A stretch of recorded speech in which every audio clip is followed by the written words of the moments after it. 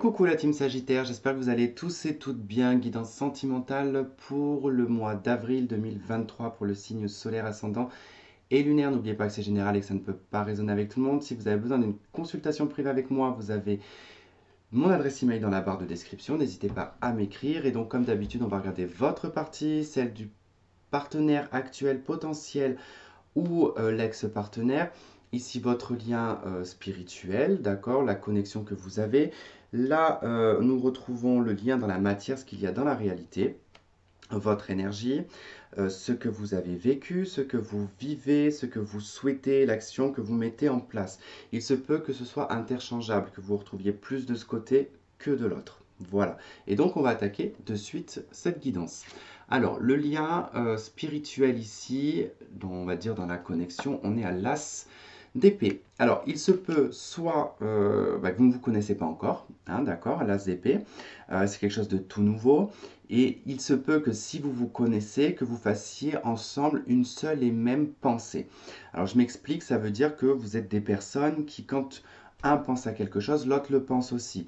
On a la même réflexion, on a la même façon de voir les choses, on décide aussi sur les mêmes choses. En tout cas, vous êtes guidé et dirigé de la même façon sur le plan spirituel. D'accord ?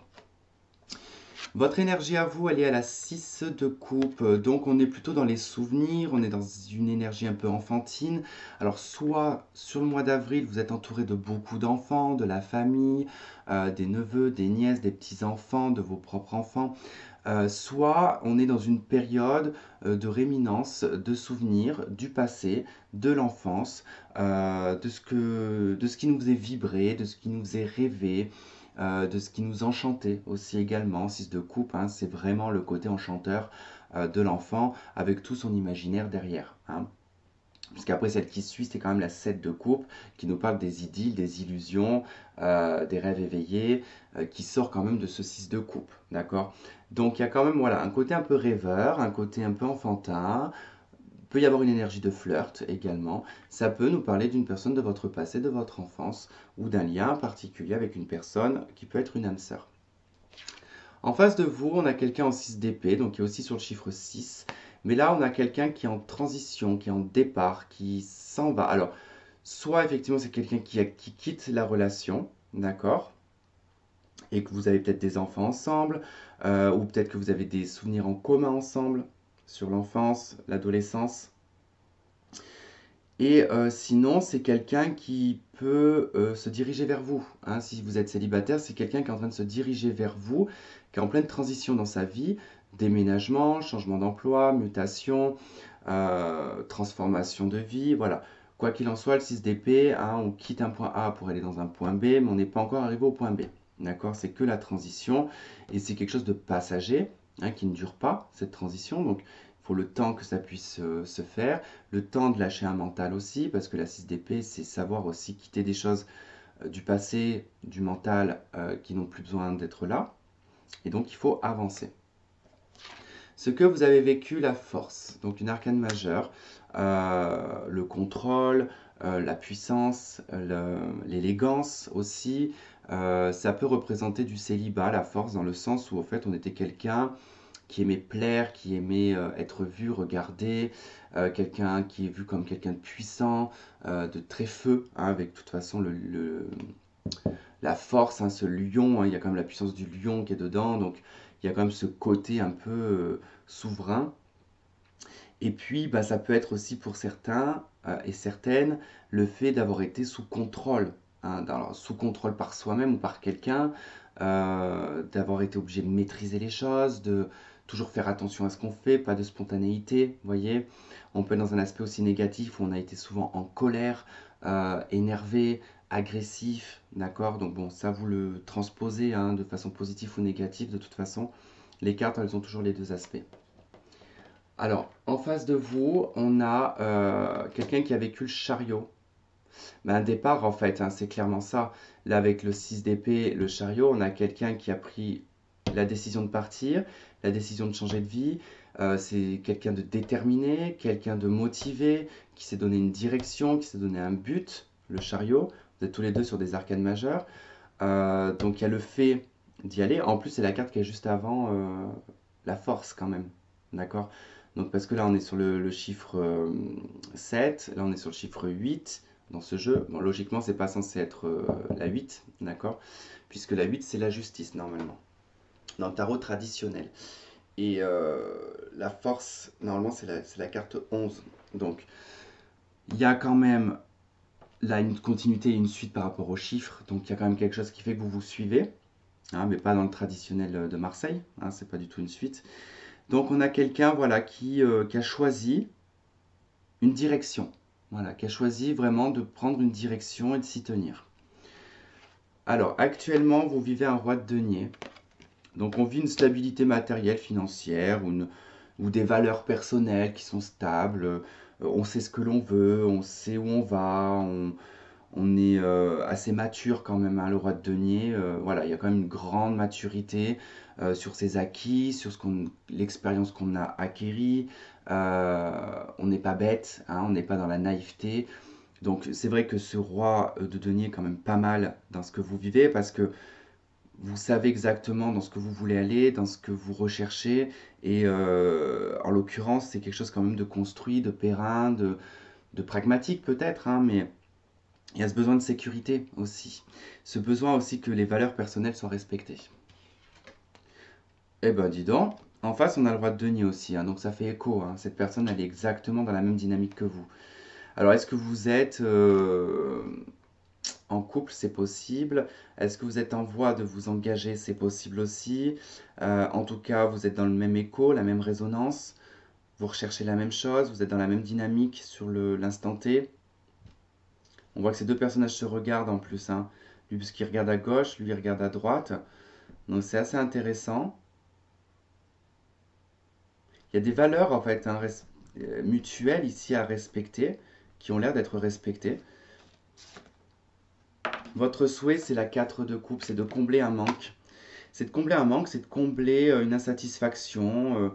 Il vous manque quelque chose, quelqu'un, il vous manque un petit détail, une petite attention. Si vous êtes ensemble, hein, c'est peut-être qu'il vous manque des attentions. Peut-être que c'est trop pragmatique, hein, peut-être que c'est trop dans le côté plan-plan, boulot, dodo, métro, faire à manger, voilà, aller se coucher, puis basta.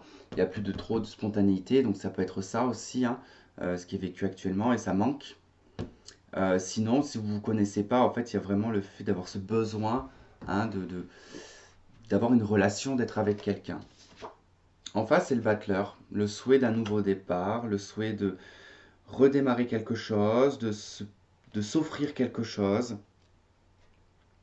Alors c'est vrai qu'il peut être question, pour certains d'entre vous ici, ben, de s'éloigner l'un de l'autre, hein, c'est possible, hein. On voit que vous êtes plutôt dans la rêverie, le côté enfantin, peut-être plus orienté vers vos enfants. En face, puis orienté vers votre famille aussi. En face, on a quelqu'un qui est dans une voie de transition, qui est parti, qui a pris en tout cas une direction. On voit qu'actuellement, vous êtes dans vos affaires mutuelles, hein, peut-être partage des biens, c'est possible. Vous, dans le souhait, ben, peut-être que ça vous dérange cette situation, ou alors vous avez envie de plus, vous aimeriez avoir une autre orientation de vie sentimentale. La personne en face, elle cherche un nouveau départ, elle cherche en tout cas à démarrer quelque chose de nouveau. Et si en tout cas, voilà, il y a ensemble la possibilité de rétablir la relation, effectivement, là, on a envie d'apporter une petite touche en plus dans la relation. Ici, on veut mettre un peu plus de magie dans la relation, apporter un nouveau départ, peut-être prendre une direction différente, hein, qu'on avait pu prendre auparavant, peut-être un peu plus se lâcher. Et sinon, si vous ne vous connaissez pas, et ben, cette personne en face, elle a envie d'une relation, elle a envie de s'engager. Et vous, vous avez envie aussi de vous engager parce que ça vous manque, cette présence vous manque. L'action, elle est à l'empereur pour vous, donc il y a de l'action. Il y a du démarrage, on y va, on fonce, on sait ce qu'on veut, c'est établi, c'est déterminé, c'est carré.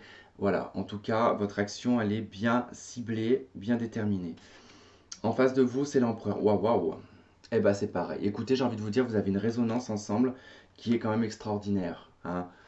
Les rois qui sont ici dans ce que vous vivez actuellement, votre action, elle est à l'empereur, donc vous y allez l'un comme l'autre dans l'action. Il y a vraiment une belle résonance. Je ne vais pas répéter ce que j'ai dit, hein, de toute façon, c'est la même.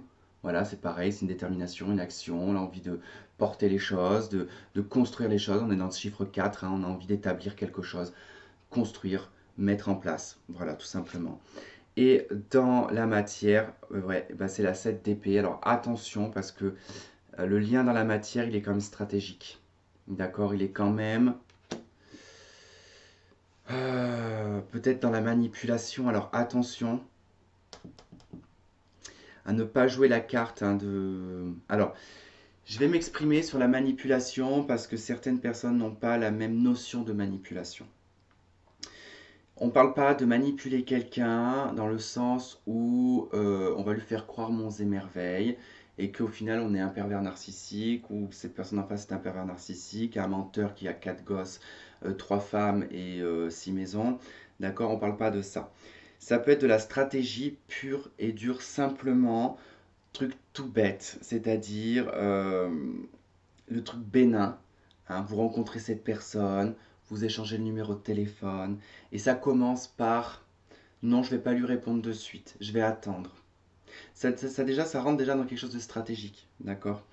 Non, je ne vais pas dire tel mot, je ne vais pas dire ça, parce que je ne veux pas qu'il croie ou qu'elle croie qu'il y a ci, il y a ça. On est encore dans de la stratégie et de la manipulation, d'accord. Il n'y a pas de spontanéité avec le 7 d'épée. Voilà, il n'y a pas de spontanéité. On est vraiment dans le calcul, la réflexion, le mental. Euh, on tourne ces phrases comme on essaye, je sais pas, c'est particulier le 7 d'épée. Hein, elle n'est pas forcément très négatif, d'accord. C'est juste en fait des choses courantes de la vie que parfois on ne se rend même pas compte qu'on est dans la stratégie, d'accord. Donc soyez vigilants par rapport à ce 7 d'épée dans la matière.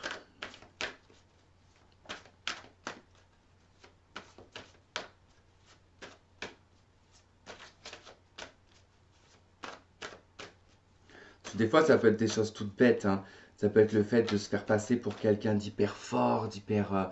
comment dire ouais, quelqu'un de fort, quelqu'un qui peut supporter beaucoup de choses alors que vous êtes un hypersensible, ou que vous n'êtes pas du tout hypersensible et vous vous faites passer pour quelqu'un d'hypersensible, par exemple. Vous voyez, Allez, Sagittaire, qu'est-ce qu'on a avec les anges de l'amour, s'il te plaît?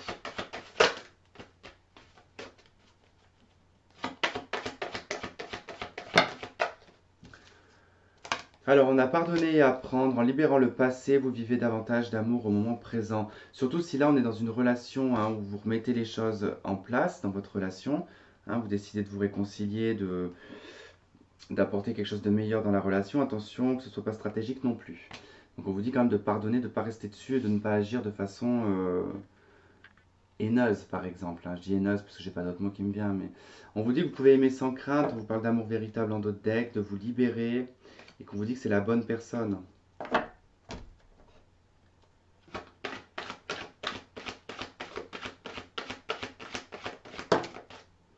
On vous parle de pardonner, d'accord, de pardon. On vous parle de la maison, du foyer, de ce qui se passe au cœur de chez vous, de cette relation, par rapport peut-être à une triangulaire. C'est possible, alors j'ai pas eu l'impression, ça m'a pas parlé d'adultère, hein, mais bon, ça peut être le cas. Il y a peut-être eu, voilà, faute qui a été faite dans la relation, dans le couple. Euh, Célibataire ici, c'est que vous avez du mal à libérer votre passé et à faire confiance, d'accord, aux personnes qui se présentent à vous. Alors que là, on a quand même quelqu'un qui est prédisposé, qui vous ressemble quand même énormément. Je crois que je suis en train de perdre un œil. J'ai l'œil qui me pique. L'œil droit. Ok. Peut-être quelque chose qu'on ne peut pas voir, d'accord? L'œil droit. Ouais. Peut-être quelque chose qu'on ne veut pas voir ou qu'on ne veut pas accepter. Message envoyé.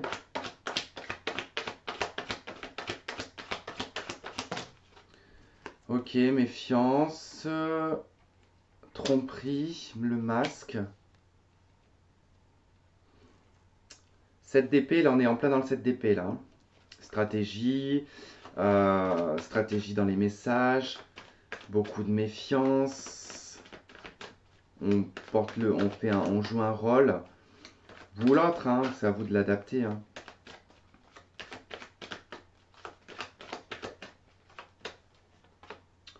Stabilité, famille, relation stable.